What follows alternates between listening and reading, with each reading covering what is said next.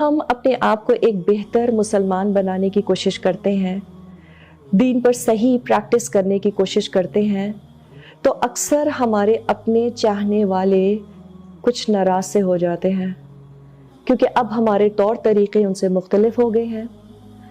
کچھ اس لیے ناخوش ہوتے ہیں کیونکہ شاید آپ وہ کر پا رہے ہیں جو ان سے نہ ہو سکا، اور کچھ اس لیے خفا ہوتے ہیں کیونکہ وہ ان باتوں کو غیر ضروری یا دین کا حصہ ہی نہیں سمجھتے، اور کچھ تو اللہ کے بارے میں مختلف تنقید کرتے ہیں۔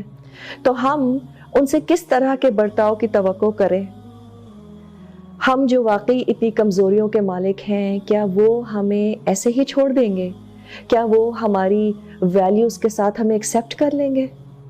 ہمیں ضرور لوگوں کی تنقید کا سامنا کرنا پڑے گا، اور یہ تنقید کبھی کبھی بہت ہی تکلیف دہ اور دل توڑنے والی بھی ہو جاتی ہے۔ And sometimes it shows no sign of ending۔ اگر آپ کو لوگوں سے تعلقات نبھانے ہیں، ان کے حقوق ادا کرنے ہیں، ان کے دل جیتنے ہیں، تو انہی لوگوں سے تنقید کے لیے تیار رہنا بہت ضروری ہے۔ Be mentally prepared for it۔ ان لوگوں کی تنقید سے بچنے کے لیے تو انسان یا تو زمین میں کوئی ٹنل ڈھونڈ لے، یا پھر کوئی ایسی سیڑھی جو ہمیں ان سے دور آسمان میں لے جائے۔ جب تک ہم اس زمین میں لوگوں کے درمیان رہ رہے ہیں، یہ تنقید تو سننی ہی پڑے گی۔ تو اس لیے یہ ضروری ہو جاتا ہے کہ ہم ذہنی طور پر اس بات کے لیے تیار رہیں کہ ہم چاہے کتنے اچھے ہو جائیں، expect to be hurt, to be insulted and to be criticized۔ لیکن وہ شخص جو زمین پر بیٹھا ہوتا ہے، کیا وہ گر سکتا ہے؟ So why do we make ourselves so vulnerable in front of them؟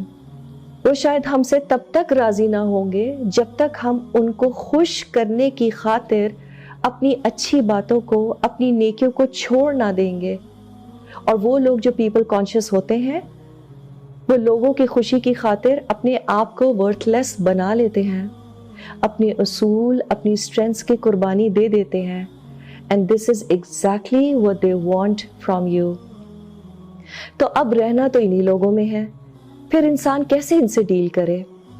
اپنے طریقوں میں پہلے سے زیادہ اٹل، اور ان سے ڈیلنگ میں پہلے سے زیادہ نرمی۔ آسان ہے؟ بالکل نہیں۔ لیکن اللہ نے قرآن میں کیا فرمایا ہے؟ ام حسبتم ان تدخلوا الجنہ ولما یأتکم مثل الذین خلوا من قبلکم۔ کیا تم لوگوں نے یہ سمجھ رکھا ہے کہ یوں ہی جنت میں داخل ہو جاؤ گے، حالانکہ ابھی تم پر وہ سب کچھ نہیں گزرا ہے جو تم سے پہلے ایمان والوں پر گزرا تھا؟ تو ہمیں کون سی بدر اور احد کی جنگیں لڑنی ہیں؟ کوئی آپ کا زیادہ سے زیادہ کیا بگاڑ سکتا ہے؟ کچھ سخت الفاظ، کچھ بے رخی، کچھ مذاق اڑانا، that's it۔ So if you are wounded by their words, forgive them in the most beautiful manner۔ Love and care for them even more۔ Their disapproval for you will only increase you in your worth and merit۔ آپ ان کو چپ تو نہ کرا پائیں گے، لیکن آپ اپنے ایمان کی اسٹرینتھ کی وجہ سے ضرور اپنے اس راستے پر آگے بڑھتے چلے جائیں گے۔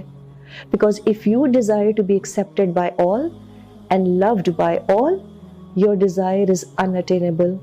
So let their criticism become the fuel for you to reach excellence in what you believe in۔